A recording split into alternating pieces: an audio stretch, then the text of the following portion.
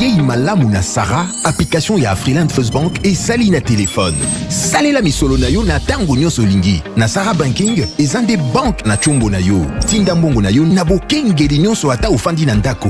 Consultez solde na yo, landela ba crédit na yo, sala ba virement bancaire, senga cheke na yo, tope tuna motuna pona kokoso ya lolenge nyonso. Elongo na Sarah Money, biso nyonso tokoti masolo ya bank na chombo na pete nyonso. Afriland First Bank a komiseli biso li benga na ye na téléphone. Ata oza na compte bancaire te, salela mbongo na yo na téléphone na yo na kimia nyonso. Na lisungi ya Sarah Money, okoki kotinda pe kozwa misolo, kosomba crédit na yo ya communication, kofuta mbongo ya biloko sombi, tembe sili. Kende na lombango ko télécharger application na yo Sarah ya Bank Afriland na Google Play to App Store. Pe kimambango na agence Afriland o ezwami pene sika ofandi po ba activele yo Sarah. Sarah, Bank na biso et longo na biso bipai binso. Afriland First Bank, the pack. L'UBC, l'université belgo-congolaise, ouvre ses portes à Kinshasa. L'UBC organise 4 grandes facultés: sciences sociales, économie et gestion, développement communautaire et environnemental, faculté de droit, un terrain de plus de 100 hectares, une télévision moderne, une bibliothèque, une salle d'informatique, un cabinet d'assistance juridique. Et tout cela pour faire de vous des cadres émergents. Avec ses professeurs visiteurs, l'UBC octroie des bourses à ses lauréats. Inscrivez-vous déjà, rue Louosi, numéro 11 à 13, à Kassavobo. Téléphone, plus 243 81 60 00 634. L'UBC, sciences et culture de l'excellence. Monsieur Mamadou Siribé, où est-ce que tu es venu d'abord récupérer mes contenus. Il y a une agence là, je sais pas. Agence de douane. Agence de douane. Quelle agence? Louvounou Export. Namatadi bayo kakombo Louvounou wana baluka moto na bakangaye. Kokende gauche à droite, tu adresses jusqu'à Moko. Awa zena Namatadi. C'est vrai. Avenue Major Bango. Okay. Numéro 6. Blessing Business. Agence de douane yesolo. Kende na adresse tout na bana Namatadi nyoso tout baye bien. Bango numéro 6. Voilà. Merci beaucoup, M. Jonker. Oiza, agence en douane Blessing Business. Nous allons pour le dédouanement et import et export. Solution na qui est les alliés Blessing Business. Maintenant, les solutions est venue. C'est quand tu es ici à la Walla Village. À Tikala Wadibel. À Yébisewante Kunangana Bamako. Blessing Business des solutions. Vous êtes à Dubaï, vous êtes au Canada, États-Unis, Europe et partout. Agence de dédouanement yango Blessing Business. Vous avez pour ça que dédouaner biloko yaka vous avez pour na koede bino. Rapidité, sincérité, ce que ligne livraison à domicile. Partout place aux alliés. Vous avez Matadi na avenue Major Vang numéro 6 commune Nzadi. Non loin il y a Noguera. Numéro na biso les alliés 089 98 33 087. Blessing Business. Agence à douane, bien sûr.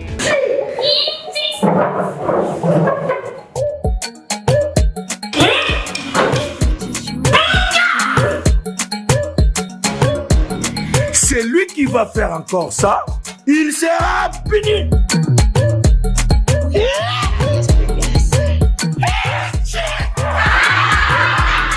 Je suis puni. Attention, tout qui va na crème au sous. Bikedi. Tout ça est la crée économique et comélie. Et si la kapamba pambate, et salami na banamboka na qualité pétalo ya malam.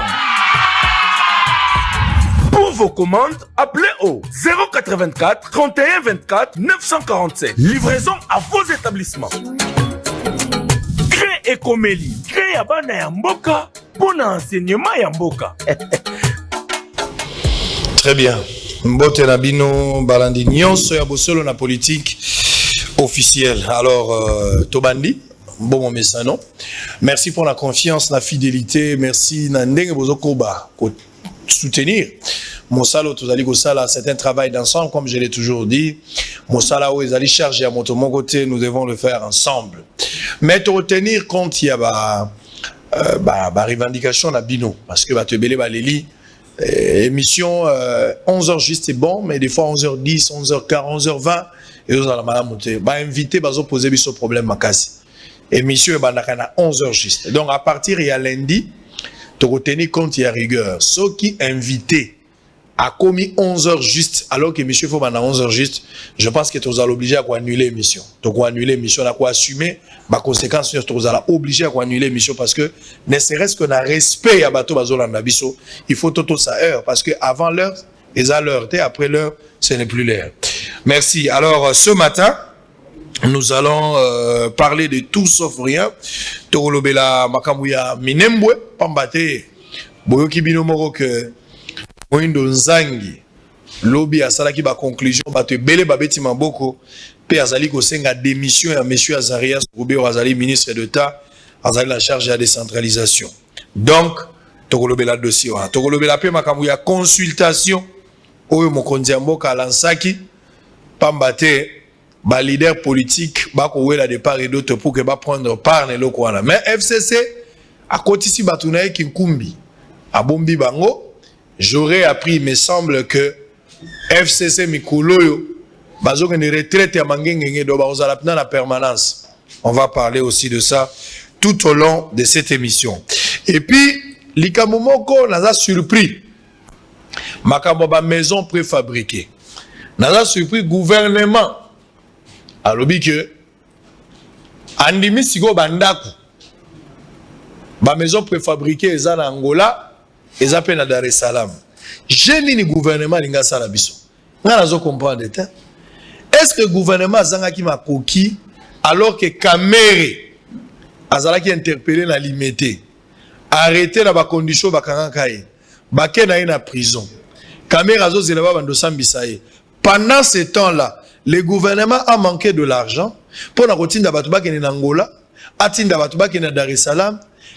Pendant procès à Kamere, avant que Bakata la Kamere 20 ans, le gouvernement a-t-il manqué de moyens pour que Ageneko vérifie réellement, pour que après Kamere est condamné 20 ans de prison, tentative, demande pardon à plusieurs fois, rejetée à demande de liberté provisoire, ba réunion, ba prière et salami na boulevard triomphal, babuki bikeko, ti Kamere ayeko bima, ayeko kende, na hôpital à centre nganda o bato bele bazomona kazaka na centre nganda te selon bango Kamere sa bima mais biso to bi ke Kamere azalaka na centre nganda mais prière ça m'a rajouté na moni réunion de prière te lo mozo sala baté OK réunion de prière il fallait intensifier publiquement pour que nzamba bikisa Kamere na nzoto maladie longwa mais réunion ne ça m'a rajouté ma prière zo sala maté alors si gouvernement aye ko se ressaisir o te to moni banda ko zalaka solo ba maison préfabriquée na Angola izali ngai na komi komona ndoto na ibisaka bino ke na lotaka Martin Fayulu azongi na Kisasa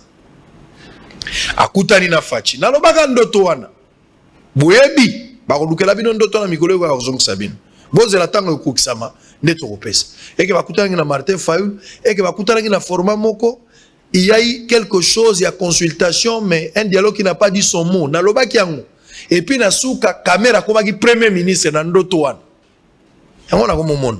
Parce que je suis en train de pressentir que Kamere sera lavé dans cette histoire. Nenge na komomon. Bako laver Kamere dans cette histoire. Bakama prison ana bako ko isango jugement par défaut. Nenge na komomona. Et puis na suka Kamere lokola s'appelle leader, ba consultation ko sala motu ya ba leader politique.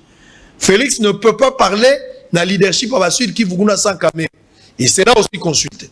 Bobo sénateur Kamere azo continuer ko za directeur ya cabinet. Jusque-là, je suis en train de voir un scénario. Et Kamere risque, comme premier ministre, taxez-moi de tout monde. Mais je suis en train de réfléchir par rapport à l'élément Nazana. Le gouvernement Nini, quand il nous dit aujourd'hui que ma maison fait fabriquer Andimi Yango, Steve Kivuata, bonjour. Bonjour, Ndeko. Dans ce pays, banda actualité, Peli Makasi, mais tout le monde a été. Je pense que l'autre monde, ça sera l'essentiel pour que tout le monde réfléchisse autour de l'Italie politique. Remise et reprise finalement, ça la manangote. et salamate quand ndenge to banda ko lobati omonaki marambo ya mandat 6 mois te omoni mboko yo d'abord félicitations parce que vous faire partie à ba journaliste yo ba lobaka biloba lobate ba journaliste musu ba kotaki na danse ko jouer jeu à ba politicien qui même baninga mususu tout ça qui na bango ba débat ils allaient parce que Martin Fayulu alingia comme ça mandat il y a 6 mois yango anande baninga musu batelemeli yango moni que finalement ndenge na lobaki tango bako modifier boko mona que mandat durée à mandat que comme 6 mois parce que c'est méta qui d'accord il y a plusieurs points tous ça qui na kimia ils allaient qui tout simplement que monika tango 4 leaders bazali lisanga et que isengeli basa la réforme ya convention ya la muka pour la muka comme sous makasi il fallait au moins tango donc ba rumeur nyonso ane bandai kolobama yango bomoni kezalaki fausse passation de pouvoir isalami lelo président Martin Fayulu le moto comme coordonnateur ya la muka pour 6 mois donc la canisi c'est jusqu'en avril 2021 bango nyonso 6 mois bango nyonso pour 6 mois effectivement très bien voilà il y a plus de débat à ce stade merci pour la précision détail de l'autre côté on va prendre Fumuto Tobasanga mikole belé tout le monde a été mais ozaki na lodja na Sankuru ben sinon malheureux comme là qui on a bakanga qui d'ailleurs okotaki zaki prison cacho zaki cacho bakanga qui pona ni bon yo na mboko ko moi si ya mototo ibelo ko moto na mboka madame l'ancienne chefutaine ya groupement d'Ipinga azali poursuivi par le ministère public ya parquet général il y a Losambo à Loja pour des faits graves. Et le dossier n'a été fixé dans le tribunal de grande instance de Lusambo à Lodja. Et le procureur de la République, Bafao, a émis un mandat avec 5 policiers pour aller arrêter cette maman qui s'était soustraite de la justice et qui est rentrée contrairement à la liberté, condition qui est à plus de 300 km. Et tant que bakei kokanga maman wana et na dossier nyonso mibale za fixé nous sommes des plaignants moto mususu amenasaki akufa porté disparu retrouvé mort na Zamba na ngai oyo amenasaki c'est pour ces deux dossiers que biso za ba plaignant les a fixé siko ngana ke na mboka na bana na ngai basi mibale mwana o bayaka wa mona kabango il y a 15 ans na 17 ans to que nous déposer gerbe de fleurs na tombe à papa parce que Covid-19 permet à quitter bana pe ba mona mboka pour leur première fois ko koma na mboka to komi na mboka lorsqu'on a arrêté cette maman papa na ba garde na ngai te na ba policier o ba kende ko exécuter mandanga na zala kité na zaki na 25 km na mboka mama bakangi maman wana ba ye na souciate ba garder ngana zana mboka si policier ba eko kanga ngai kanga likamboni batiki ngai bakei ngana ko makana loja boye na bana na ngai ba so na to telemi go na ipo na pesa procureur de la République ba civité na ke na zongi pona voyager bakangi ngai na auditorat militaire jeudi vers vendredi. Yo civil l'auditorat militaire. L'auditorat militaire. Plaignant yebanité mandat ezate invitation ezate basambi singa. Oh kende bongo ya lobby. Nebso ngo naza justiciable ya cour de cassation et ya cassation. De deux naza civil. Suko boko sambisa ngai na makamba ba soda nga mutu na chata lokolo na ikamba polito na nini te. Bo lokolo lobby bongo kende oya lobby. Na ye lobby na bana komi na bureau ya PG bepona solana ye na mona nga boye lisusu baye ko kangai na bureau ya na procureur de la République sans mandat sans invitation sans quoi monga si policier vous êtes en état d'arrestation discussion te à l'école na boloko bazinga pas boloko babwa kinga na cachon balali singa na cachon na condition en tout cas il faut to bonisa ba prison pour na moko tout peut arriver balali singa kuna abakanginga ba chenga na boloko na 11h vendredi baye ko fungola ngai na 11h et samedi baye ko sambisanga mais bakanga nga moko te tous les deux plaignants na ngai na l'autre plaignant parce que si disent faut moto bakanga ki pour abetaki mama wana siko plaignant muzuzu wana bakanga ki pe vers 19h ba libérer biso sans cause na ngai na plaignant kaka ba politicien na bazui mama wana ba memi na kisasa po ya kufunda nga na cour de cassation OK mais yé azo ya kufunda nga po na justiciable ya cour de cassation siko plaignant muzuzu bakanga ki ba libérer sans cause. Très bien. Donc, et ça, les merci. L'essentiel, Vous avez expérience, il y a Paul Nassilas. C'est très bien. Vous avez expérience, il y a Paul Nassilas. Dans le cas de Kacho, c'est le combat pasteur parce que Belé a battu. Très bien, les Cambozate. Alors, on va entamer l'information. Nous allons l'information du jour avant de entamer. Nous allons le dossier à My Gold. Et Panzani mingi na butu ba toi My Gold ba babenga mingi ti 3-0 zo la te papa mama mo babenga bozo la sango na linga yo kapona My Gold mo na ngai tout ça mais ngana saka na My Gold te yo ko benga sango ngana sali nini o te sango yo ndolo baka po sango akosaka te yo ndoza na kodi ya TV so yo lobi to ko yo kanga ngane na kodi ça va na ko lobali ka My Gold pona uti kuna ko zo ba information na uti pe na bank bozela nazo pesa bino précision problème ezani na My Gold o chaka mbongo na yo zwa likaebu zwa bido ya pembe ya mai naza koloba onkala mingi te bosolo na politique information du jour Congo central ouverture à Kinzamvouete du procès de Jimo brûlé vif. Assemblée nationale, l'examen de la loi des finances rectificative de l'exercice 2020 à l'ordre du jour de la plénière de ce mercredi. La société civile appelle à la création d'un tribunal pénal international sur les crimes commis en République démocratique du Congo. Les FCC de Joseph Kabila, prêts pour la cohabitation. Consultation nationale, les FCC bientôt en retraite à Mouela Lodge. Roubaix-Roy, sur sa longévité au gouvernement. Je n'ai jamais été demandeur du ministère de la décentralisation. Donc, ce qui fait que cette fois-ci, Roubaix-Roy ne sera pas au gouvernement parce qu'il n'a jamais demandé. Pourquoi Zalakaka? Donc, il y a le Bibatiaga Ekoutia, il n'y a pas Zalaka surpris. Donc, tout royo, ce qui fait Roubaix-Roy dans le gouvernement, c'est que Bino de Bozo Tchaïnanko. Pour y avoir le lobby, nous sommes clairs sur ce dossier-là. Affaire Minembwe. La députée Christelle Vouanga appelle le ministre Roubaix-Roy Azarias à démissionner. Sud Ubangi, la jeunesse du PPRD prépare le retour de Joseph Kabila au pouvoir en 2023. Est-ce que vous avez un dossier à cours constitutionnel quand vous êtes en train de faire comme ça? RDC, maison préfabriquée, une commission d'experts sera mise en place pour évaluer la situation afin de poursuivre des travaux. Jean Baudouin Mayo, Kasaï Oriental, une motion de défiance déposée contre le gouverneur Maouéja, accusé d'avoir payé 104 agents fictifs de son cabinet. Maouéja, gouverneur Rosana Kinshasa, nous sommes informés que vous êtes à Kinshasa. Nous sommes en train de vous chercher pour donner la lumière par rapport à ces dossiers. Yangoyo et Komagote Olobaki, nous avons tenté hier avec le cabinet sans succès. Nous n'avons pas un autre moyen. Si vous avez la possibilité, nous voulons avoir la lumière par rapport à ces dossiers. Pourtant, trouver cet article là, et comme c'est ça que tout ça, la logique est là. Avant de faire quelque chose, tout ça, pour vous confronter sur ces moments. Donc, je pense que les choses sont claires. Alors, on va prendre le tout premier dossier. Maître Steve Kivuata. Amis Makutano vient de s'ajouter. Nakatia va inviter, mais il prendra parole en dernier parce qu'il est venu en retard et c'était moins gentil de sa part. Donc, il n'a pas respecté les téléspectateurs. Alors, on va prendre d'abord Maître Steve Kivuata. Azarias Roubaix-Roy, lobby liboso ya ba député.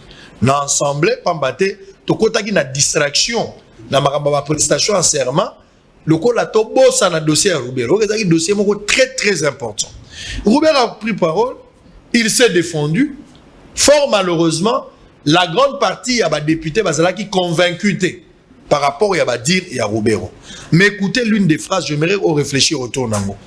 Roubaix-Roy dit ceci: annuler le texte faisant de Minembwe une commune ezali précoce et discriminatoire. Quelle analyse aux autres salles la réaction à Roubaix-Roy en donnant de tels discours?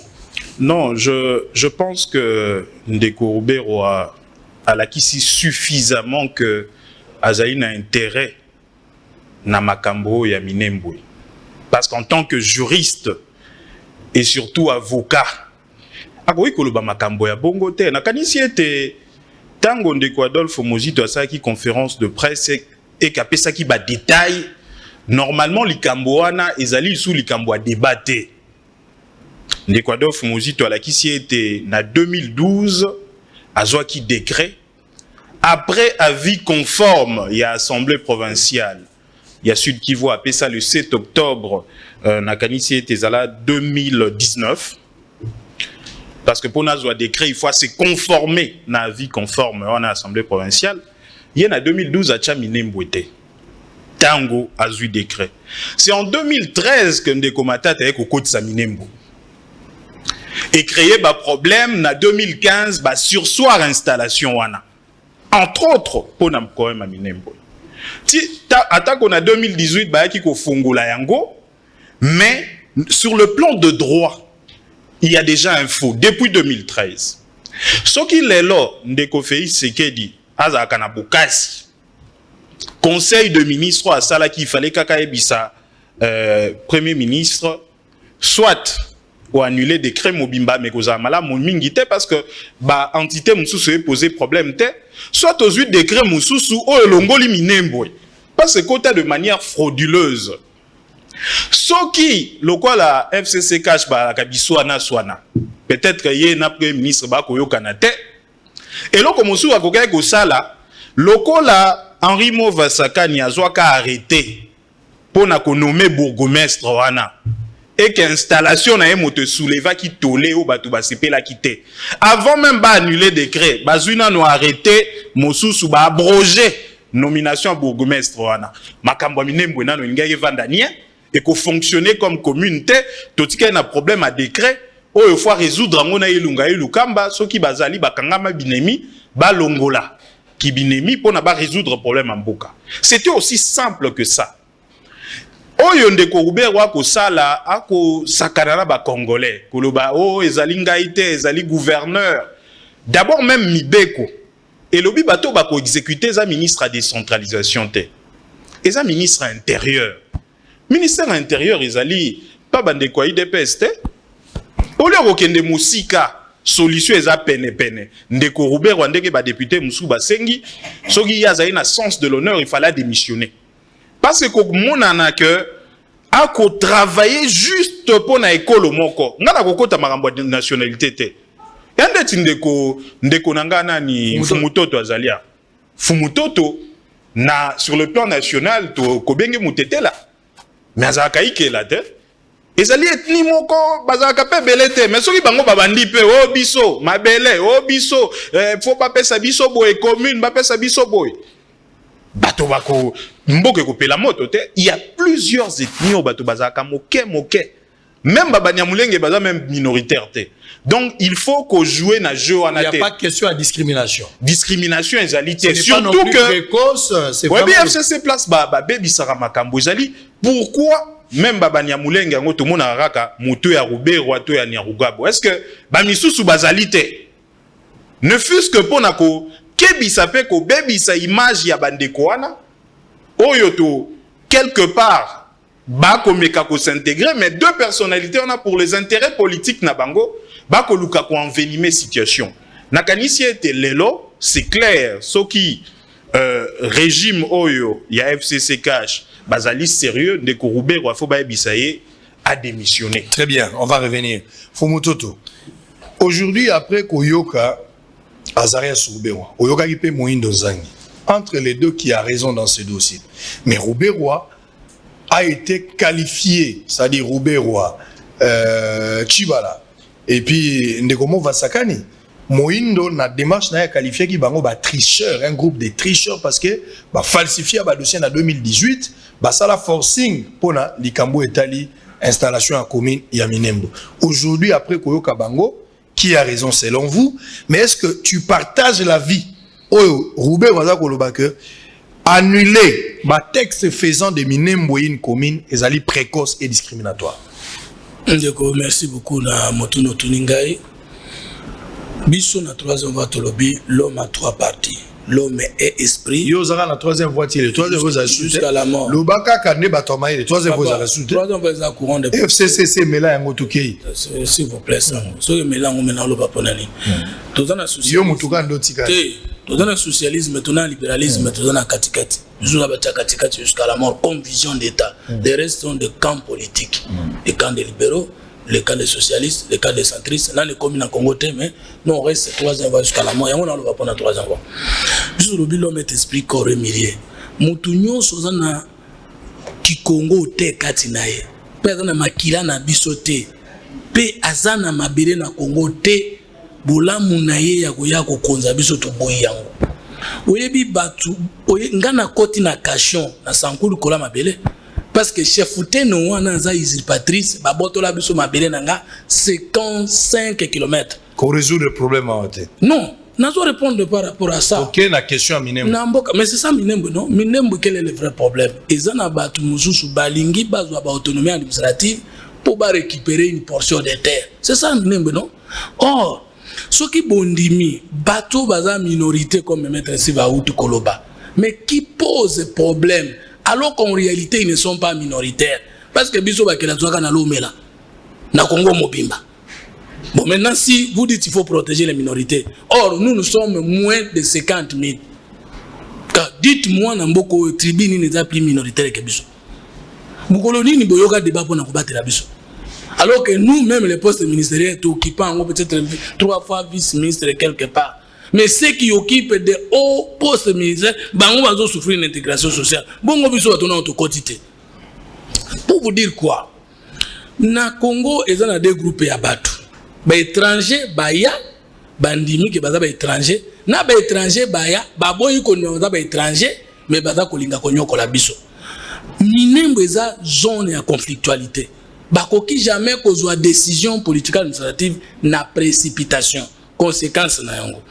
Comme il y a une convention de Genève qui dit que toute tribu, toute nation menacée peut avoir le droit de devenir un État. Ce qui se peut accorder autonomie des terres, na bato yo bazana problème de nationalité. L'habitant va revendiquer autonomie et comme un problème à balkanisation. Mais balkanisation on a bongisi bino moko bobongisi yango. Obiso mboko oyo toza jaloux na yango.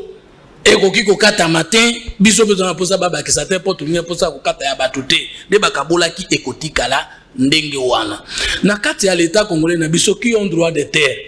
Il y a le territoire national, c'est l'état qui a la souveraineté sur le territoire là. 2, il y a les portions de terre attribuées aux provinces. C'est la province qui exerce la souveraineté de l'état à partir wana. Et il y a les terres des chefs coutumiers congolais point. Est-ce qu'en dehors d'État, l'État congolais donne quelqu'un le droit de revendiquer une autonomie des terres? Il n'y a qu'un chef coutumier qui presse alors peut dire limite il n'y a côté Pananga, Zongisa. Il n'y a qu'une province qui peut dire à une autre province, yo côté Pananga, Zongisa. Il n'y a que l'État congolais qui peut dire yombo terre et Tanzanie, olingo côté Pananga, Zongisa. Batunyon soit dans la molimo ya autonomie pour na kotungisinité na bisolobi, bisoto va jamais to côté la bango pour na congolais 200%. C'est-à-dire, Robert n'avait pas raison à Kolobake. N'enge bazui décision, il y a pour annuler, on a des discriminatoire. Il n'a pas raison. Il ne pouvait pas dire ça. On discrimine qui? Moi, je suis du même groupe politique Azarias Robert en AG18. Mais les gars, moi, ma sans sentiment. Ça dit, tu donnes raison à Moïne Nozangi.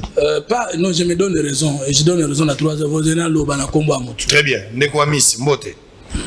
Mbote, Mbote, alors, si vous continuez dossier à Minembo, Minembo yango wana, bato ebele baza ko réclamer démission à monsieur Azarias Robert, allons à la pouvoir, allons à la poste ou à la ministère parce que on comprend qu'il avait triché, selon Batundeng baza ko accusé et puis Oyoki que Moïne doit démontrer qui Ezali na Platon na biso m'a démontré peu de l'autre côté que Azali reprochait la tricherie.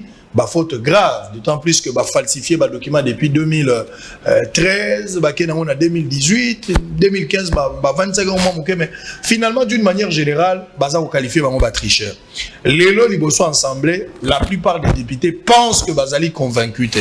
Na évité ce que vous avez convaincu na l'allégation à Ndekoroube après avoir présenté bah, moyen de défense naïe, mais Moïne Donzangi a sollicité démission naïe. En outre, Roubert a dit, comme je l'ai répété, à lobby que kozwa décision les locaux ko éliminer ou bien ko arrêter démarche ya ko installer Minembo ezali discriminatoire et puis ezali précoce analyse nos amis.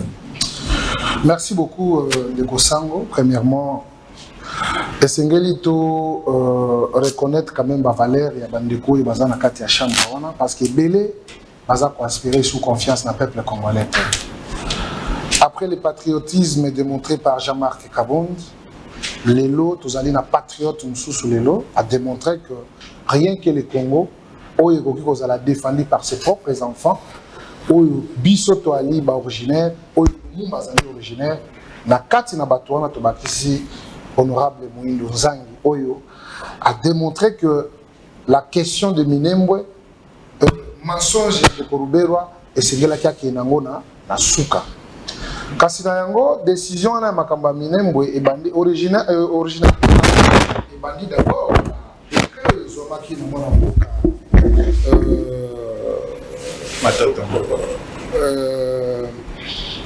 Adolphe Muzitu, parce que c'est à partir de la décision na oyo matata mponyo aye ko bakisa Minembwe, parce que ça ne sert à rien que sur ce plateau to qui ma responsabilité mususu. Ça c'est de 1. De 2, Likambo ya Minembwe et bandi les autres depuis 2013. Mais kasi pourquoi Toki ko reconnaître la sagesse du président de la République T tant walobi que bande konabiso banyambulenge ba ali ba congolais, parce que na kolanda na maloba yande ko Azaria Sirubero alobi soki bolongoli to bo abroger décision wana ezali décision moko discriminatoire elingi koloba nini bango bakozwa prétexte ya koloba que au moni côté biso to ali bazali ko protéger biso te ya ngonde biso to sengi autonomie na biso automatiquement bakozwa part ya mabele komi ya bango et la balkanisation est causala possible. Mais avec la sagesse du président de la République, tant walobaki ke banyamulenge ba ali ba congolais, moi ba kende na logique wana et causala te parce que comment yo na kati ya mboka na yo okende ko réclamer sous mabele or koza na kati ya mboka na yo. Mais ndeko sango eloko esengeli to retenir ezali cop oyo ya banyamulenge bandi le lote eza cop ya bato. Bato ebele basaleli yango bambongo, bato ebele bakie nango musika justement na mensonge sans que baloba vérité na ba peuple congolais. C'est par ici oyo nazali ko profiter l'occasion pour féliciter les fils que le patriotisme de Moïndo Nzangi. Il y a comme on a que il n'a pas regardé camp politique parce qu'il est de la Mouka. Il est de la Mouka, mais il a regardé plus l'intérêt commun. L'intérêt général. Et puis atalaki mingi intérêt pe ya bandeko na biso ya est de la République. Parce que batouana bazana ba milice, bazosala bakamuna ndenge na bango. Est-ce que na contraint wana? Et c'est ngeli kaka banyamulenge ni bazala wana. Donc on ne peut pas trouver un mavungu là-bas. Tokiko ozwa moi musini moko kuna te ou bien kivwata moko kuna na Minembwe te. Kuna tokokuta kaka barre. Ezali bango na bango bazobala na bango na bango. Je crois que nous en tant que des patriotes aussi, et c'est ngeli to proposer pe na gouvernement pour dire communauté on a pas kotika ka yango moko boyete parce que yango nezo créer ba problème. Tous les Congolais bazali na droit ya cohabiter bisika nyoso balingi. Il faut to kuta kuna ba Swahili, il faut to kuta kuna Bangala, il faut to kuta Baluba, ba Congo, biso tout dans l'ensemble. Et là, nous allons comprendre que non, ils allaient entité moko, ils allaient quoi appartenir dans ba Congolais. Qui voit t'a donné une idée. Oui. Il a dit ce qui devrait être fait en premier lieu en urgence, il fallait quoi abroger, arrêter. Oyo. Et Zalaki d'abord il y a les bosso au pesa makoki l'installation à Minembwe. C'est-à-dire on veut arrêter l'hémorragie au lieu bata la agent causal ya likambo na ko ba kata musisa biso toujours attaquer conséquences alors que cause des autres tigala toujours. Non ndeko sango. Il faut toquer nango méthodiquement. Ça toquer nango na ndenge brutalité. Ça risque de nous attraper. Ça risque de nous attraper pourquoi? Tolobito abroger décret wana. Mais bango bakozwa tina koloba ke no moni balingi biso te bazako bengana biso d'ailleurs bisiko bapesa ki biso baboto li biso to yebi comportement de la communauté internationale. On ne peut pas jouer le jeu de l'adversaire. Mais ce qui est important ici biso na biso totalana na kolanda otango lobaki Robert alobi atikala ko luka aza la ministre te mais na banyamurengo bayebania bazalaka mibale soki maître Nyaruga Bote maître Azaria Sirubero bango vraiment bazali au chevet à communauté wana. Mais si ko bango rôle nini bango bazouaka. Pourquoi ne pas envoyer le Korubero à que le traiter makamba kamwena sapote? Pourquoi ne Korubero a ko longwata ke ko traiter makambo etalaki mwandansemi na Congo central te? Yé oye préoccupaka ye kaka ezali minembo, rien que minembo. Ça c'est toi qui dis. C'est pourquoi pour chiter maloba ya ba députés nationaux. Namoni quand même pour la première fois na évité parce qu'argument de ko Moïndo Nzangi ezaki makasi, moi ba dérober na règle ezati. Awa Neko Mabunda à comprendre que représentativité nationale et lobby boye Ndeko wana Azaria Chiruberwa et Sengeli Lisusu azala membre ya gouvernement totali tozela soki akolanda Lisusu o ezali décision à autorité morale parce que na kati ya chambre wana nous avons des militants mais on n'a pas des hommes d'état au bakoki ko exécuter o ezali décision de représentation nationale. On va revenir, on va prendre Moïndo, un extrait de Moïndo Nzangi. Il y a un lobiga Fachi, aux président de la République Toyokana, au la remaniement Kalate, avec beaucoup de respect, de considération. Au tout ça, le rôle garant un bon fonctionnement de l'institution, Roubero Kozonga na gouvernement pour gouvernement, yemo kwa lobi ke ye atikala ko mkandata ko ministre de décentralisation. Le binomo ko ne batulanda ka Roubero zonga ko toru zonga binomo ko latube. Cette fois-ci en croire ba dire na ye. Si ce qu'il a dit est vrai, c'est que Roubero na gouvernement prochain na kozalate. Ça c'est clair. On va prendre d'abord Moïndo Nzangi. Boyoka extrait à lobi ndenge zalaki. Est-ce que vous avez la possible, Steve, qui va répondre? Une minute, on va rentrer dans les cambois faire et la coalition pour place de vendre la Moïndo Nzangi en image, c'était hier à l'Assemblée nationale devant les élus du peuple. Suivant et puis on se retrouve après. Dans une interview que le ministre a accordée à Jeune Afrique, il a dit lui-même ceci: si on demande que j'ai commis une faute, qu'il y a eu conflit d'intérêt, il a dit il va démissionner de lui-même. Or, je viens de vous le démontrer, je crois qu'il va tirer des conséquences à démissionner de lui-même. C'est pas moi qui l'ai dit. Je finis par les recommandations. Première recommandation: rapporter et corriger le décret numéro 013, barre 030 du 13 juillet 2013, conférant le statut de ville et de commune à cette agglomération du Sud Kivu pour des raisons d'insertion frauduleuse de la commune de Minembwe sans avis favorable de l'Assemblée provinciale conformément à la loi. Une proposition de recommandation: ordonner l'annulation des actes au propos du gouvernement, ordonner l'annulation des actes de nomination du bourgmestre et du bourgmestre adjoint de la commune de Minembwe. Troisième proposition de recommandation: initier des enquêtes pour déterminer les responsabilités des agents publics de l'État et leurs complices impliqués dans la fraude concernant le dossier de la commune de Minembwe à vie de sanctions exemplaires. Quatrième recommandation: si léché, essayez de voir à tant qu'Assemblée comment donner à la commission de suivi la mission d'évaluation globale du processus de décentralisation dans le pays. Pour le reste, Madame la Présidente, je veux vous remercier pour le temps que vous m'avez accordé pour que je puisse traiter de cette question.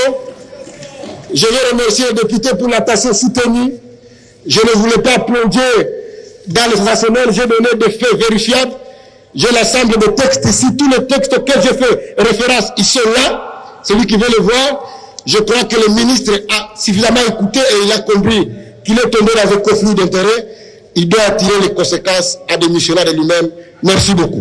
C'était Moïndo Nzangi, Soki Nzamba Batelibiso Moïndo Botiba Anoya Basi, Ngana Zala Baoya Mibali Babalana, Pona Rosalo Lendo Rosala Bokilo Aboy, Zoka Bokilo Azolo Bolobio et Bokilo Langaye.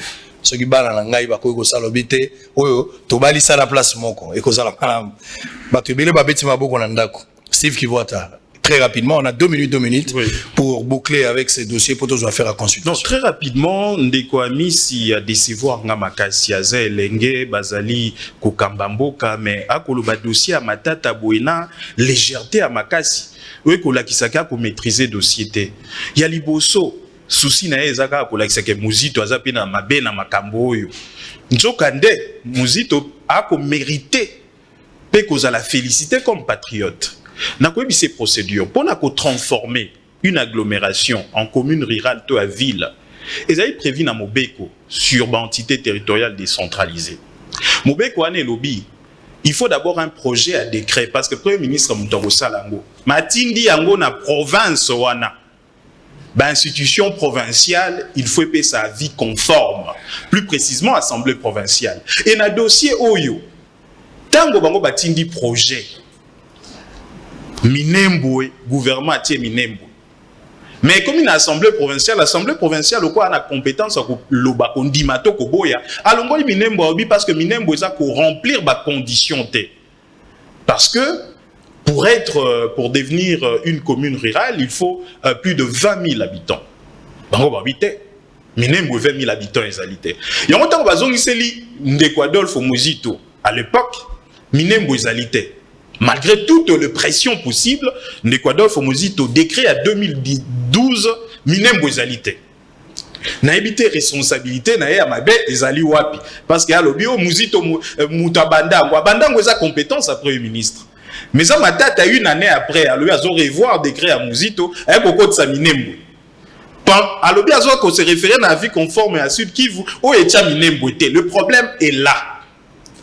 Et en 2015, sur Soarango, en 2018, pour on va nommer le bourgmestre, il fallait d'abord Tshibala à lever sur séance. Responsabilité, mon sous c'est à Tshibala. Pour on a levé sur séance, il y a un lobby.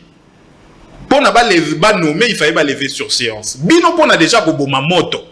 Pour la commune où on est en mouvement, il fallait nommer bourgmestre.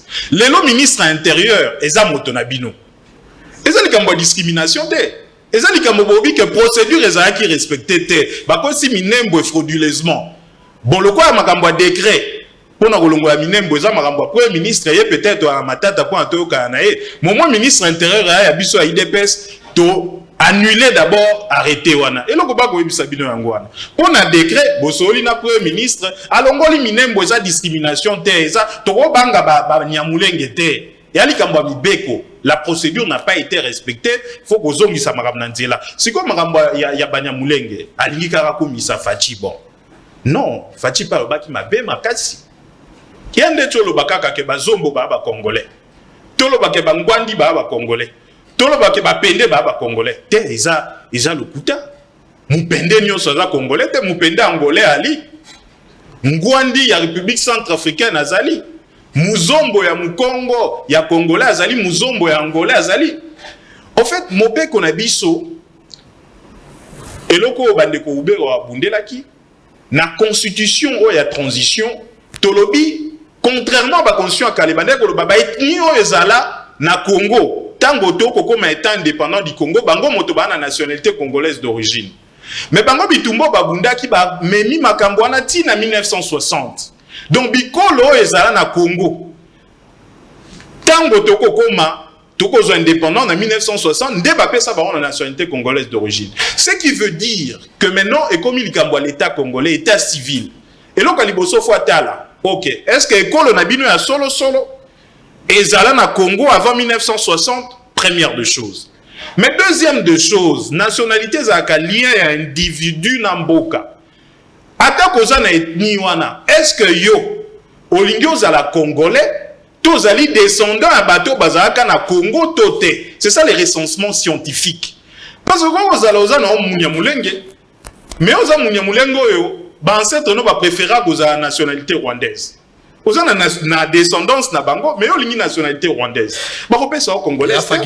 C'est ce travail là peut-être na Congo tozanga wana obia ka fachité.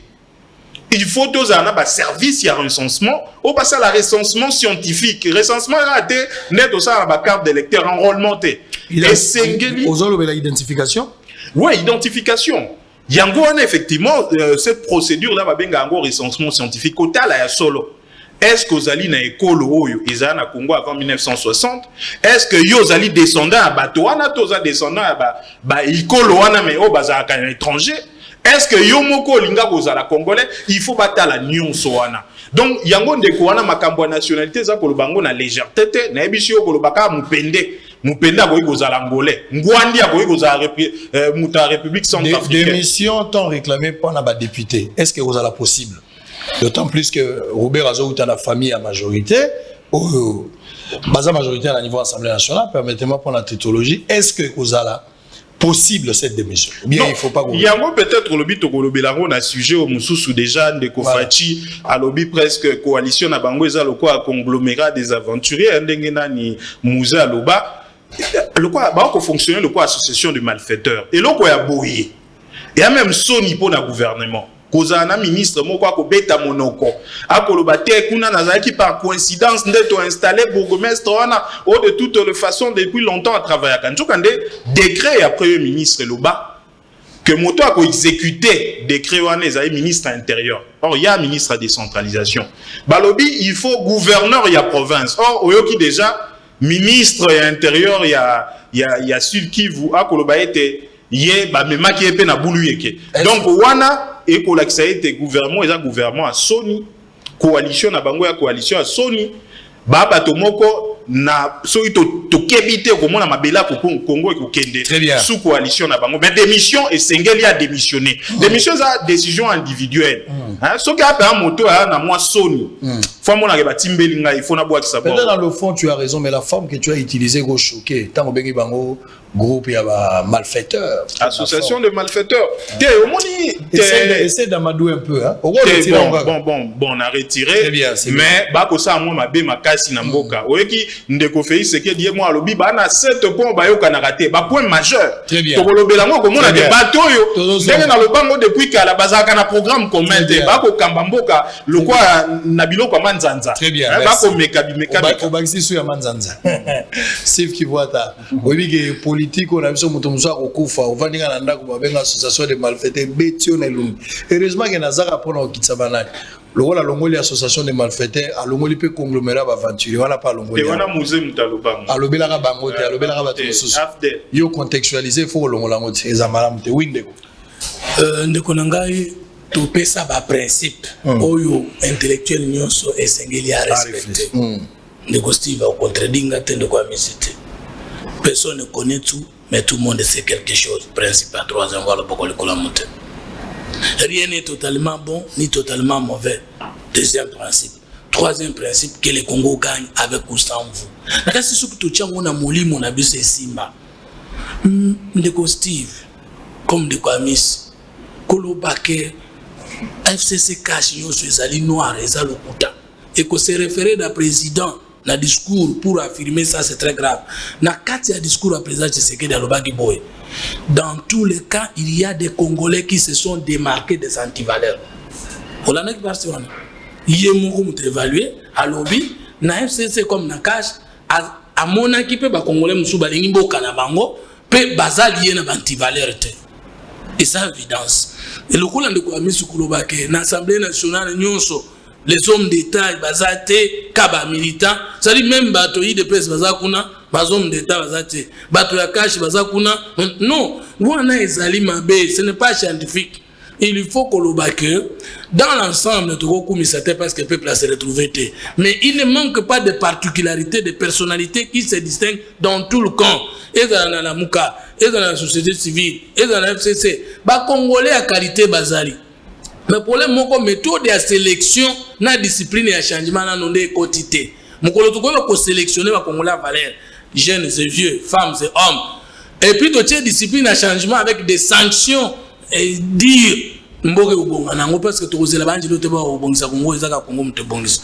Ndoko Adolphe Susu alobite bandeko wana to banga ko kenena bango na lombango kolongola décret wana bakoya kozala frustré. Wana ezali ko cajoler les mal. Oza Congolais okozala ka souté na jalousie ya koloba ba reconnaître yo comme si on doit reconnaître un groupe de Congolais en dehors du territoire national. Oyo azoluka ba reconnaître c'est kadhalika muzuzu na simanaye. Est-ce que moi je peux revendiquer qu'on me reconnaisse moi ikela comme une partie des Congolais na Sankuru na Lomela? Non.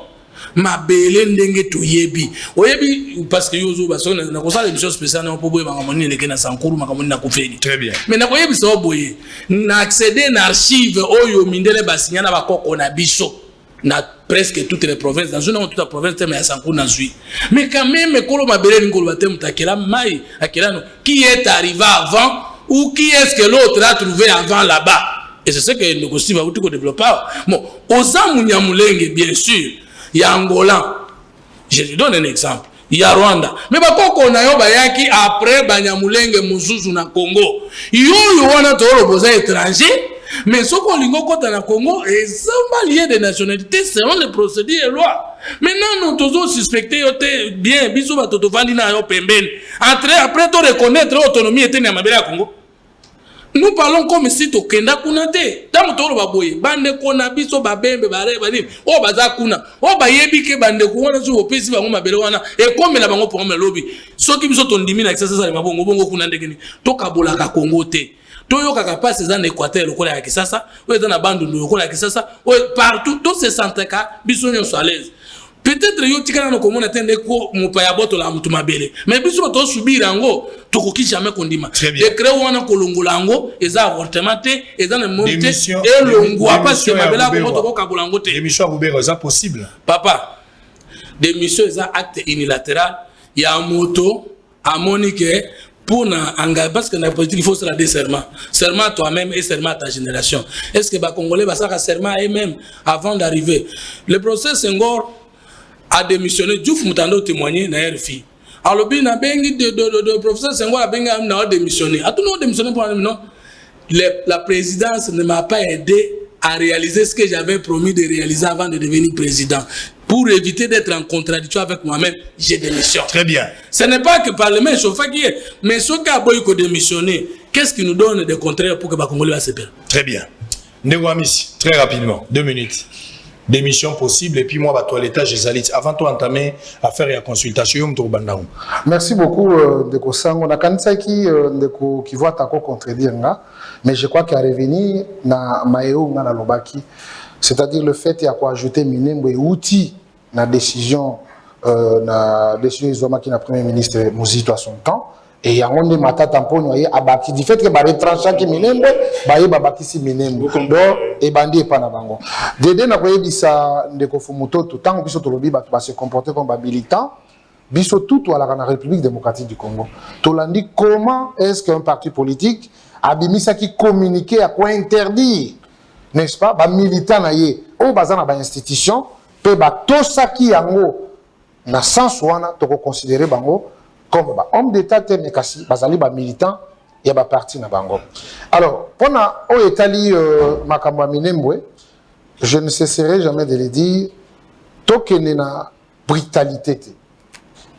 C'est compris, c'est démontré la représentation nationale oyo babengisa ki Ndeko Roubero et la kisi ke Ndeko akosaki ebele et puis Ndeko Roubero na kotala maïnyo so lobaki okomona ke azali na ba intérêt particulier oya ye ayebi kuna na kati ya minembo et à cela tozali na ba institution ezali chargé pona ko appliquer to pona ko annuler o ezalaki décision ezomaki na temps wana tango bandeko ki vote bazalaki na pouvoir tango bandeko Fumutoto pe bazalaki pe kaka na kati ya pouvoir ngo ok ça va ngana tozalaki na opposition tiba élection à son temps, moi, société civile, toute troisième voie, ils arrivent vraiment en position. Ils arrivent dans le quoi, moi, drapeau. Ok, merci. Et donc, la décision, on a, instance, on a, institution, ils ont une décision idoine pour qu'on en finisse une fois pour toutes. Il y a des gens qui ont à Congo, ils allaient pour les Congolais, ils allaient pour 90 millions de Congolais, ou plus, bango tout, bisognon, so, toali, na possibilité, ceux qui ont la possibilité pour vivre pour nous, et c'est mérito que peut-être ça l'activité na biso dengue sengeli. Mais pour ce qui concerne la démission, il y a Ndeko Azarias Roubero. Je crois que l'Assemblée nationale ici prenant qui acte, il y a mensonge à Ndeko Roubero. Et pour son honneur, il est important que Ndeko Ala Kisakeno, il est un homme d'État parce que tout le monde a commis ça, le maître Azarias Roubero. C'est un homme réglo, un homme rationnel. Donc, rationalité, on a tout le gâteau, mon ango, le monsieur ne peut plus figurer dans le gouvernement. Bien sûr, tu as dit que peut-être le conseil des ministres jusqu'à ce que tu reçois peut-être un nouveau gouvernement, mais un de Korobelwa, Azala l'issue du fait que l'IPAC a exprimé que Atikala conseil n'avait Azala ministre. Très bien. Le bon sens exige vraiment à paiement. Très bien. Je vais déjà laisser les questions. Narobanda et Panayo. Et là, la question est en bloc Mbalamogo. Nous, on va d'abord fixer l'opinion. La question, vous pouvez écrire. La bino déjà la question. Après les mots Bobandara Koloba. Félix Tshisekedi, président de la République, a annoncé au début la consultation au début de la semaine. Il fallait normalement et banda déjà parce que depuis lundi il fallait la consultation. Na étonnement mon Joseph Kabila a précipité, a banni déjà la consultation. Joseph Kabila. Alors la grande question, comment osons juger précipitation? Il y a sénateur à vie. Alors que Mouninganda Botagi li solo, il y a Rosa la meilleure a banni déjà. Deuxième point. Pendant que Félix Tshisekedi a lancé la consultation, Joseph Kabila na FCC s'est préparé à kende mboué la lodge. Est-ce que Joseph Kabila a zolinga à mettre à l'abri débauchage au Batunyonso baza ko suspecté na ba député à ba FCC? Deuxième question. Alors ba question au Bolanda nango. Quelles sont les marges de manœuvre où Joseph Kabila zanango pour conserver majorité na ye? Ce bozo monango na kati. Et puis on va terminer. Quelles sont les marges et à manœuvre Félix Tshisekedi Pazanango pour constituer une nouvelle majorité? Voilà la question.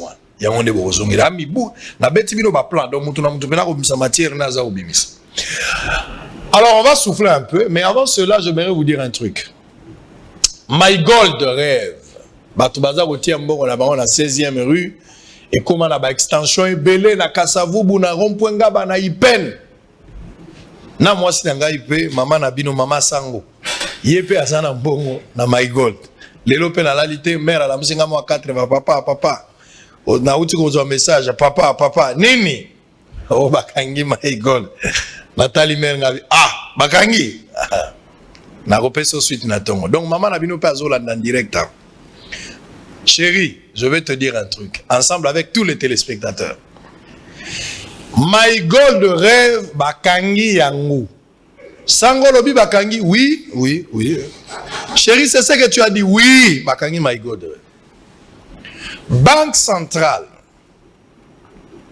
Abandaki déjà ko conseil My Gold rêve pour na makambo etali mikanda. Loko la société, ngata on la na My Gold rêve pour na enquête, loko la société bazana ba RCSM, bazana ba identité nationale, bazana ba statut na bango, loko la société ba ko exercer, bazaki na problème te. Mais problème na kozaki agrément ezalaki te na niveau ya banque pour basala ba activité eza lié na misolo, ndezanga ki bango. Banque a exigé ki bango yango. Selon My Gold, ba koti sa demande, maintenant no bazwa avis favorable était na ma italien baza ko continuer kozela. Ba tractation et salami ebele, banque selon bango avisé bango à plusieurs fois baza ko yokate. Bakangi My Gold rêve. Bakangi a limité na 16e mairie siège général ou principal. Bakangi a matete. Bakokanga ya Ipen. Bakokanga ya Kasa. Bakokanga ngo nyonso. Bakokanga ngo pona nini. Jusqu'à ce que va se mettre en ordre. Tant que bazali en ordre te, My Gold de Gozala, ya kofungwa mate. Comme difficulté ou conséquence. Makambo na zolo bana solo li na ba responsable na ba. Comme conséquence pour le moment. Mbongo na bino botiaki po bozwa ba retrait nde bokenda kozwa bokozwa ngo penza te za pasi po bozwa mbongo wana parce que mukolo My Gold yemoko monsieur Serge bakangi ba compte na na banque selon les informations o bango moko ba pesinga bakangi ba compte na banque. Donc pour le moment retrait mbongo nde bokenda kozwa mbongo te bazali na système moko bango ba expliquer ngai investissement en ligne ezo continuer. Mbongo ko continuer ko kota ndenge bomona ba bengo ba Bitcoin. Chérie, oui, c'est vrai. C'est vrai moi ban. Ba bengo na téléphone Bitcoin. Donc boba no mona mbongo wala Bitcoin na yo ezaka ba français. Soki anglais. Nyonso ezokota na téléphone. Oba no mona message ba no ya mbongo na yo. Mais pour que nos zwango ndo ba ndeko kendo zwa okozwa lisusu mbongo te. baza na système ko bazo benga yango blockchain. Balobi système wana ya blockchain et ko permettre que mbongo ezokota na téléphone au lieu okende kozwa ngo na espèce de poko kozwa yango te na soko koti na kati ya blockchain eza na option moko ezomema yo okoma lokola na porte-monnaie électronique okozwa mbongo wana na bi porte-monnaie magique te électronique okozwa mbongo wana na ba M-Pesa okozwa ngo na ba Orange Money. C'est ce qu'ils ont expliqué. Donc My Gold rêve et Kangami, pas de panique. My Gold est quoi en faillite te. Mais bakangi bango pour baza en ordre te. Donc montunyo so achaki mbongo kuna, vous avez eu précision, détail. Ko benga ngai te, ko tuna ngai te, j'ai été clair. En image, on va suivre une déclaration, il y a ma confession religieuse na Guadeloupe, ça donc à 2 minutes, on revient. Maître Amis Bakutano, ndeko Fomoto te peut aussi ndeko Steve, to lobela makambo ba question na utikotuna concernant la consultation chef de l'État tout à l'heure. Excellence, Monsieur le Président de la République, avec l'expression de nos hommages les plus déférents. Conformément à la réunion tenue par les cadres de concertation provinciale de la société civile du Nord-Ubangi, en date du 21 octobre 2020, avec les leaders religieux à l'église catholique à Guadeloupe. Un constat amer a été dégagé à l'issue des échanges et discussions qui ont tourné autour de l'état de nos routes et de ses conséquences sur la vie de la population. La société civile salue vos efforts pour le développement du pays à travers l'amélioration des conditions de vie de la population congolaise et apprécie l'apport de tous les partenaires qui accompagnent le gouvernement sur cet élan.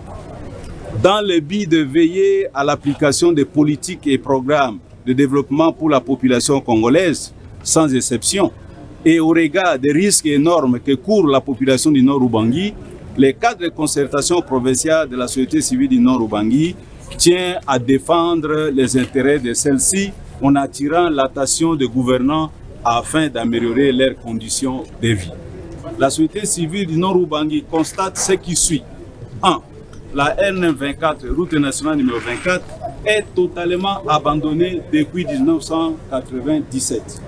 En effet, longue de 415 km, la route nationale numéro 24 présente un état de dégradation très avancé, avec la manœuvre des ravins grandement ouverts vers les axes Moba-Imbongo, Kutakoli, Yakoma et Gbadolite-Businga-Karawa, entraînant d'énormes difficultés dans la circulation des personnes et de leurs biens, ainsi que l'évacuation des produits alimentaires vers les centres de consommation de ces des premières nécessités à l'intérieur de la province. 2. Aucun programme de réhabilitation complète n'a été envisagé, sauf les rares actions du gouvernement central avec les partenaires techniques et financiers, donnant lieu à quelques travaux de route sur certains tronçons, avec notamment l'entretien des points chauds qui ne donnent pas satisfaction à la population. Très bien, merci beaucoup. Excusez-moi, je viens d'apprendre l'arrestation de Edmond Izuba, journaliste Wakangi na parquet. Je vais arriver là-bas. On va décanter la situation. Il n'y a pas de la magie. Soyez calme. Je sais que c'est un bon monsieur, c'est pas un voleur, c'est un bon monsieur et un respectueux. Nous allons arriver, on va décanter la situation, il n'y a pas de souci. Alors, on va continuer. Ndeko Amis Makutano, vous avez la parole. Ma question est si vous avez. Merci beaucoup, Ndeko Sango. Félix Tshisekedi, alors qu'il y a bandi ba consultation, a annoncé dans les bandits Koutoute, Ndeko Kabila P. Pourquoi Kabila bandi? Mais loko Sengelito retenir que Kabila a annoncé, n'est-ce pas, la consultation la famille politique naïe. Tandis que le président de la République a annoncé en gros la classe politique, c'est-à-dire le Congolais en général. Là, il faut tout ça là un peu distinguer. Pour Kabila, c'est pour sa famille politique, mais pour le président de la République, Ezali pour les Congolais.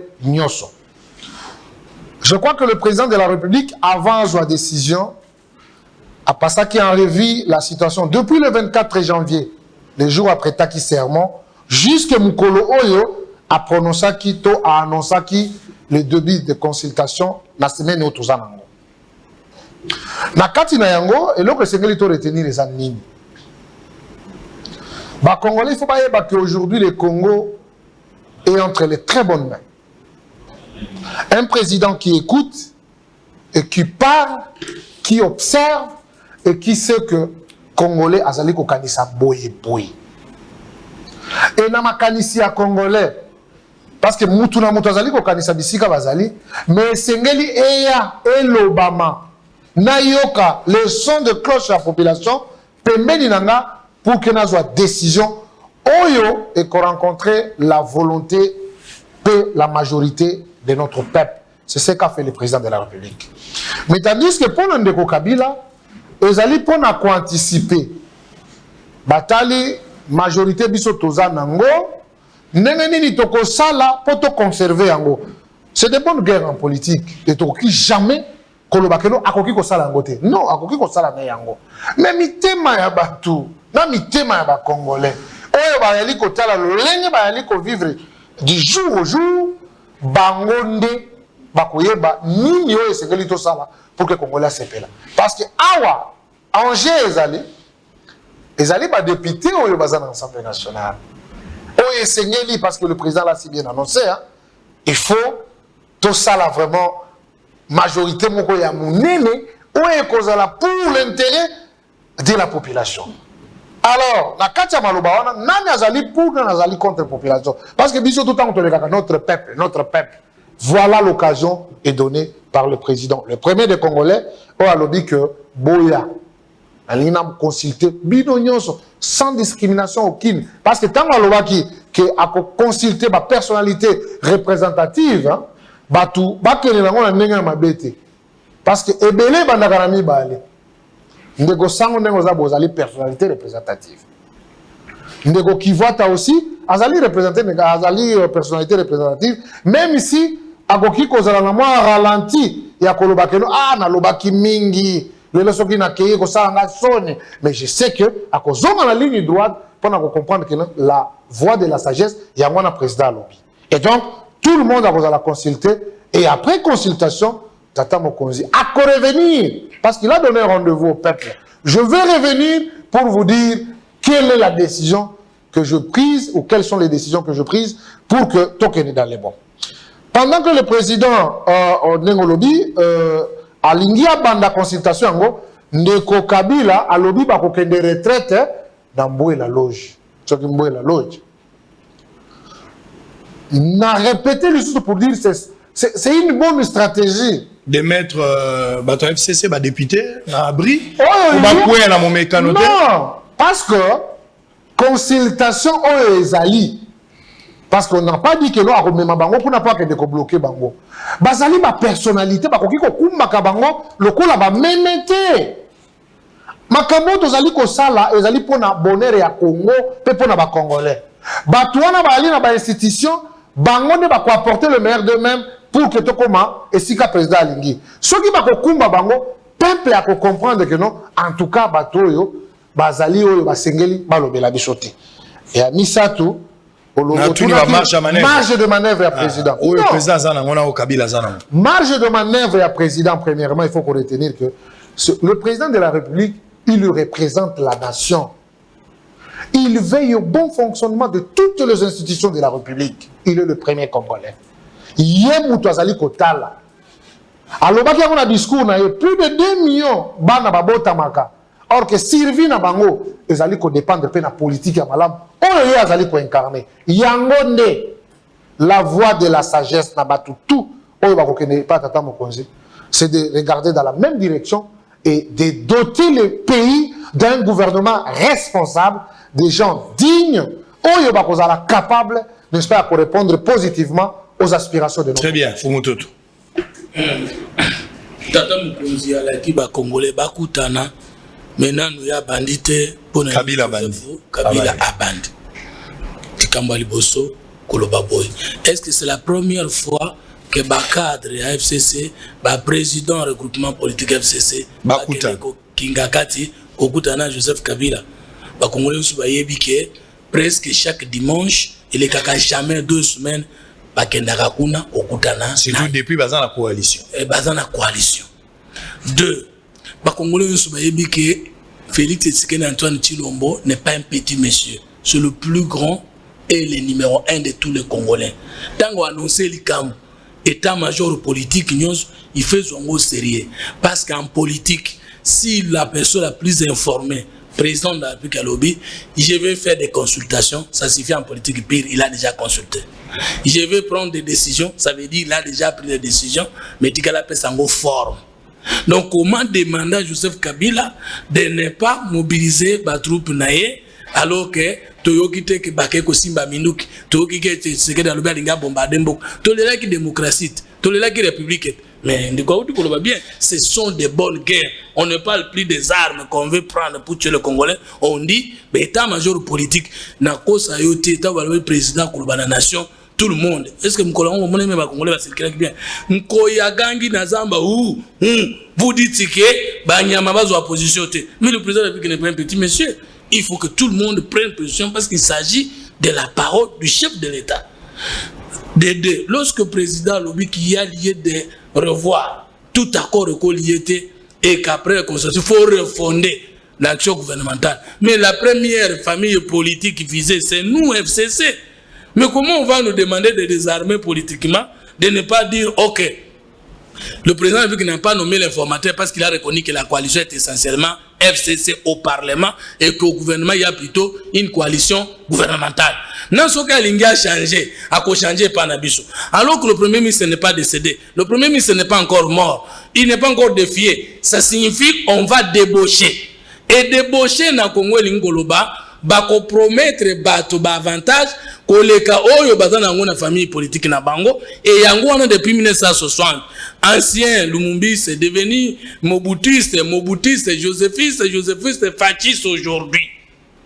Mais si on mutu wana Joseph Kabila tika kolobateka osa sous politique té ndenge ni na kobenga bato na été ko sona bango pona ko swa position et ça na sens c'est normal. Parce que c'est le président qui a parlé.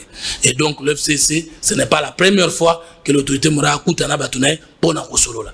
Mais seulement ce que nous déplorons dans le FCC, ce que nous déplorons, c'est quoi? Président président va regroupement politique tous les jours. Mais le président va regroupement politique ne peut avoir, selon la loi, pour le regroupement politique, il y a une union personnelle des partis politiques. Mais pas tout le monde. Beaucoup de chefs de regroupement ici, avant que le président ait un parti politique, des partis politiques, tant que restituer. Les décisions là, Joseph Kabila, ne vous en faites pas, ça va. Donc, biso to kotaka bangombe, bo decidara na mutu na biso, bo pesa rapporte, bo tunata bo kende to. Non, la garantie à liboso Joseph Kabila, acha kimia na kati ya regroupement na ye, ba différent ba pomezali ba pacifier. Très bien. Est-ce que nengozo mona marge à manœuvre ni au président actuel là là? Il y a aussi ça. Joseph Kabila soki a pacifier ba différents na parti na famille politique na pe a convaincre bango ke ko baluka et ana tina te ke bato wana bandimi marge de manœuvre na yango wana mais bato wana balingaki Joseph Kabila te balingane ba poste maintenant soki ba oki sur la poste kuna ba ko vanda ndenge nini le Congo a un problème donc de culture d'organisation. Très bien. Maintenant marge à président, mais le président ne peut gagner que en débauchant. Marge na ezalika yebi que les Congolais n'ont pas de vision d'État, n'ont pas de moralité, n'ont pas de fidélité. Une fois qu'il y a qui sur le Nzungu, à aucun parce que tout ça la politique était tout ça en postologie. À ce moment, le président il peut gagner. Mais si on va tout ça dans la coalition nayo, biso toko ya koyoka parce qu'on peut pas refuser d'aller écouter le président. Montaza la politique a beau dialogue. Parce qu'il y a des choses à aller être consulté et accepter de quitter sa famille politique. Très bien. Mais si on va président tozo mona ndeyo zo lukozo va pouvoir constitutionnel aux anangote biso to goya te poto moni mabe FCC sali yote comment yo dans la carte ya plateforme na baninga yo sali auto évaluation peu au métier arbitre poligo discipliné te de goya te. Bon, le président il va faire quoi? Le président marche de manœuvre na ezali a kozonga lisusu kaka na alliance na Joseph Kabila toi dans la carton bonko na carton on peut pas les sous-estimer. Très bien, très bien. Steve Kivuata va terminer. Bobo Sanate Mikolo Uto le Kanaloba na bino que na lopango moko ya Janine Mabunda selon les informations à notre possession balobara na biso que ba député caucus ya Kinshasa bakutana d'abord na chef de l'État et mbaka bango nyonso tendance confondue FCC y compris mais na échange wana ba député babima ya kosepela parce que selon ba témoignage ya ba député bango ba sepela na Fachi parce que na Fachi bazwaka mo 1h30 bazo tourner ba question il est pas au répondre contrairement à FCC tant bazaka na ba réunion na bango selon témoignage na bango batiki la bango tenter zaka absolu le oui et l'amen. Deuxièmement bazwaki mo diati la $2500 ba pesa bango ya carburant ba kende avec ma preuve parce que j'ai eu témoignage à plus de 15 à 20 députés bah on va passer ba témoignage bah bendi ba bon na ba payer ba 500 ba classer mais tout côté moko mais eza siko ba tonzo habiter mikolo so ba gena FCC bazo suka na 300 le roi na showbase bazwa ki 300 so ki to tient la caractère mbongo c'est que ba ko céder facilement so ki to tient pe na critère ya lisolo ne ba solo la kana Fachi par rapport ya Kingakati c'est que Fachi a gagné déjà côté one mais to kende siko plus loin pour le monsieur Zobank ça va lui paraît-il que Fachi a un engagement ma ko ça ngote one is a problème oui ndeko Steve ndeko sango ba leader ya la muka ba koloba pona makambo oyo mais awanga na ina loba à titre personnel très bien ya liboso na koloba était toza na contexte moko yo ba plateforme politique représentative bango nyonso la Mouka, FCC, Nakash, bandimi qu'au moins une institution en Boka, il est illégitime. Ils qui biso la Mouka to banda qui to lobby, ba institution nyon seza illégitime parce que chaos électoral et salamaki na 2018. Bato ba ko kamba balonga ki maponamité. Bato ami balé à ko rejoindre biso ezala ki UDPS. Na déclaration à secrétaire général na bango balobi que l'Assemblée nationale les alliés illégitimes parce que les alliés composés na majorité parlementaire moko artificielle ou les alliés na ba député nommé yango tango koyoka ndekwa misia koloba que ba député be ba militant azali na droite ligne il y a déclaration il y a secrétaire général né à parti il y a soukao ba rejoindre ba patriote les alliés FCC ou il y a lobby que cour constitutionnelle les alliés illégitimes donc bakangi terrain ba lobby au moins cour constitutionnel ndeko Félix Tshisekedi na discours na ya lisu pour renforcer makambo alobi mboka ezali na crise parce que ye na bato yo basangana gi na bango basali obeka mabe po na mboka na kozongela makambo association de malfaiteurs te alobi ba na 7 points de divergence ce côté li ba point yango de comprendre pourquoi batika goza na programme commun te. Première de choses, obi toko sangana mais toyebi toyokana kate na makambo majeur ya kokamba mboka. Yami balé à la kisibiso que 2 ans on ezali 2 ans de chèque. Maintenant ndeko sango otuni mituna misato yami balé eza eloko moko. Pona nini ndeko Kabila aweleli kosolana bato na ya FCC palinga me mabango na retraite na mbwe la loge. Ezali parce que ndeko Kabila ba député wana bato babenga ba député nommé par l'UDPS en confirmant ce qu'on a toujours dit ezali bato nde baza ko batela bokondi na ye a créé bango ko créer de toutes pièces pour na ba batela bokondi na ye soki ba pandie majorité wana bokondi na ye esili ezali bato yo aza ko batela lobby lisusu asa la fraude électorale yango mona ndenga bundela kamalonda pona bato wana bazala lisusu pona kozongisa na bokondi donc pour toucher sika wana bokondi na ekui yango ndeko Kabila na kanisi eta ko sala nyonso ba député wana bako bakanga bango même na basinga pona babimaka te bato faut ba comprendre et bato o ba yebi politique ba yebi maintenant motuna ya misato ndeko Félix Tshisekedi marge de manœuvre pour na ko créer majorité bango moko IDPS doit lobi ke ba député wana bazali nommé moto ba nomaka e pona sala mosala moko pona moto o anomaki ye bino boko débaucher bato wana ndenge nini est-ce que ba kondima parce que bango ba créer bango pona mosala moko webi makambo ba signate oza ko tia vie na bango en danger tango oza ko luka ko débaucher bango mais bo utiliser terme bo lobi débaucher débaucher za ko bima na débauche et ngi ko like ça comme moto na kibondumba même papa sango yo okolinga ko compter ko bongisa mboka na bandumba Bachel.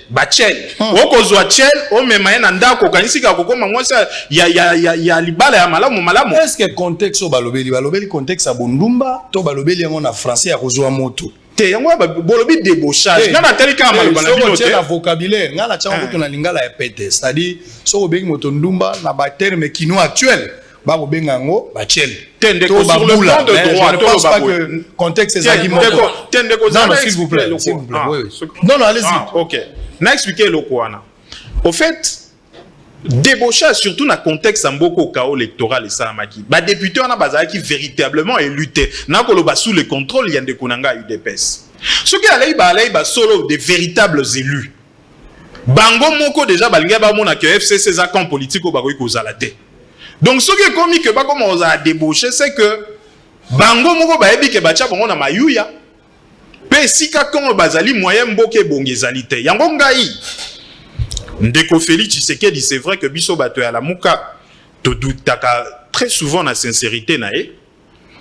Ngai nakoyi ko yamba loboko na ete, ba leader ya la muka ba ko se prononcer. Mais le fait qu'a dénoncé coalition na bango c'est déjà un bon pas. Très bien. A lobby que bato wana ba lingite seigneurs à la neutre. Ba lingite ba élection a lobby za malamu. Yango ngai nakanisi ete la vraie solution est le plan de sortie des crises. Plan de sortie des crises est l'obinine. Et l'obit que l'institution n'est pas illégitime. Normalement, Parlement a essayé koufa. La véritable solution est la dissolution. Et ça dit sabandumba te o meme nandako kanisa koko mamuta malamu. Yami balé. Yami balé. Et sengeli était ouais, zalika exceptionnel. Et sengeli était ndeko Félix Tshisekedi ayeba que yé pas ali parti au conflit parce que peut te contester la légitimité na yango na contexte wana o ba plateforme politique nion sezai ko contester ba légitimité à institution, il aurait fallu qu'a désigné un médiateur neutre au bateau nyonso bakondimaye. Ya liboso na ko silisa. Ya liboso yango na médiateur neutre wa koyoka bateau nyonso. Parce que FCC a bois kisi bango. Est-ce que yé moko so a consulter FCC bakondimaye? Ya liboso yango na. Ya mi balé et ko senga ete tokende na maponami ya solo ya malamo ya sika. Oyo yé moko. Pe ça la été présidentiel et salima. Comme ça FCC a kolobate que biso nyonso to yibaki pour la nini ya lobika kabiso to ibaki me yete. Donc esengeli bango nyonso bazali ba institution illégitime tozonga na makona. Merci beaucoup. Ce qu'il faut baluka médiateur moko naître. Ça dit il faut zalangai parce que nga naza na parti te. Naza na profil. Naza na parti te. Ngai naza kozwa forme par rapport ya nzungo bavandi selinga na zamai soki bachenga na kozwa komesana na ngai te soko komesana ngai likambe ba. Donc je suis médiateur potentiel d'ailleurs soki batienga vraiment makambo za normal nazo senga te bon soki pe batienga inga nazo senga te lokola Rubero po ya senga na eto apesa menga nazo senga na kaiso batienga na kosala nazo tike la population ba question na lingi bo répondre na ba question le temps et Cécile moi biso so bango zate population tala ba question na tike libino ezali devoir on a tike libino.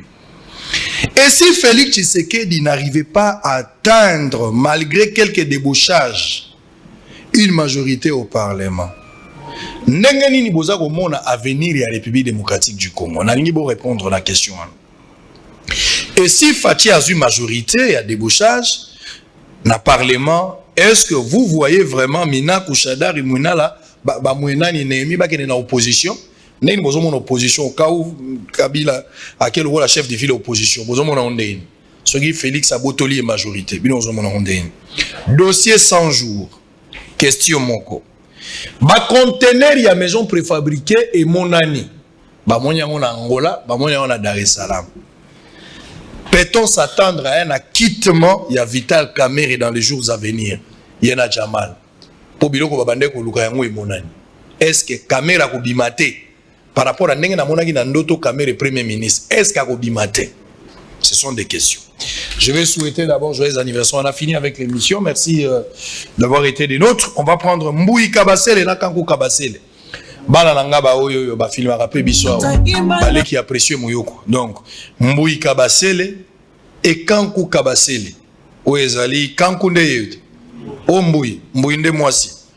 Ah, bah on va aller en Mbouina Kanko. Ah, Mbouina Kanko. Joyeux anniversaire, joyeux anniversaire. Mbotama elamu, Mboui Kanko Kabasel. Mbotama elamu. O bilenge nanga bazo sala musala kitoko on lingi bango mingi bano bazo sunganga makasi mbuyi wetu. Félicitations, joyeux anniversaire. Je vais terminer joyeux anniversaire avec honorable député Christelle Vwanga, ami honoraire, Yaza ami Akala, ami honoraire.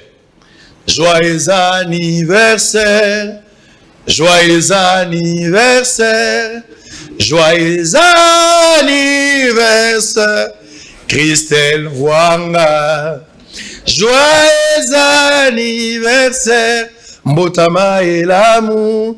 Happy birthday to you, Mbotama elamu. Christelle Vwanga, honorable député. Mbotama elamu. Kenda liboso Vwanga, Nzamba Sungayo, rendez-vous na sommet. Umela, na pesio mapamboli nyonso, ozali mwasi ya valeur. Nazana lolendo na musalo zo sala na ensemble.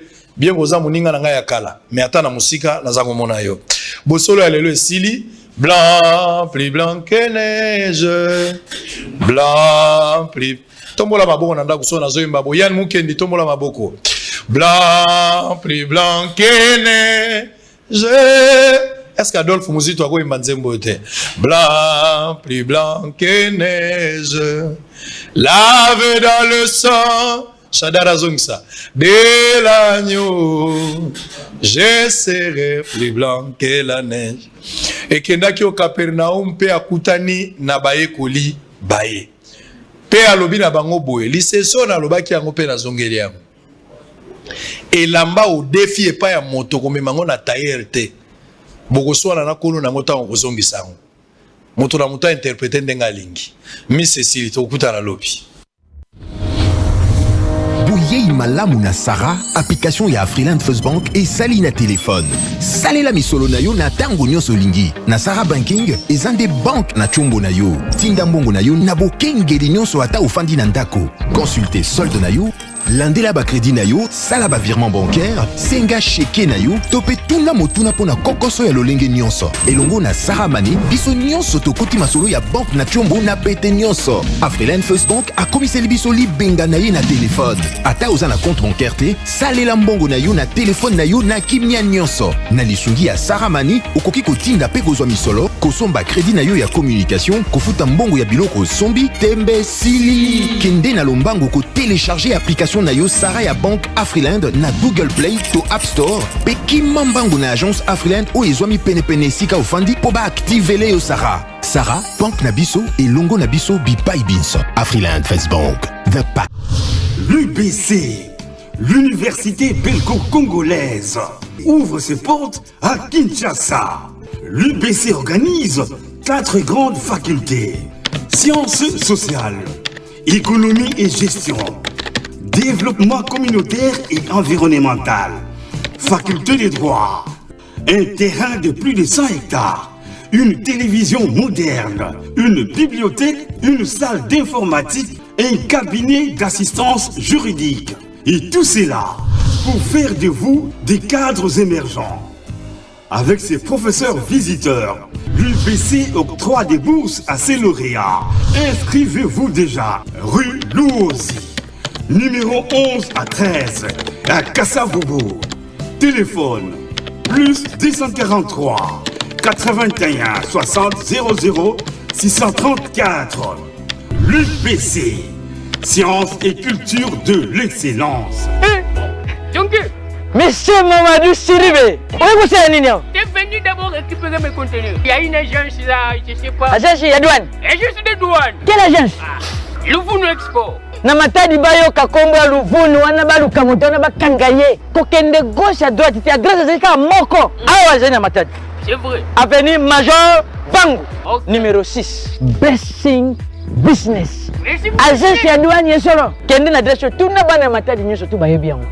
Bango numéro 6. Voilà. Merci beaucoup, M. Jonker. Oiza, agence en douane Blessing Business. Nous avons pour le dédouanement et import et export. Solution qui est blessing business. Maintenant, les solutions est venue. C'est quand on est ici à la Walla village. Blessing business des solutions. Vous êtes à Dubaï, vous êtes au Canada, États-Unis, Europe et partout. Agence de dédouanement Yangoyo, Blessing Business. Vous avez pour ça que dédouaner biloko. Yaka, vous avez pour la bino. Rapidité, sincérité, ce que vous livraison à domicile. Partout, place aux alliés. Vous avez Matadi, avenue Major Vang, numéro 6, commune Nzadi. Non loin, il y a Noguera. Numéro Nabi sur alliés 089 98 33 087. Blessing Business, agence à douane, Yassir.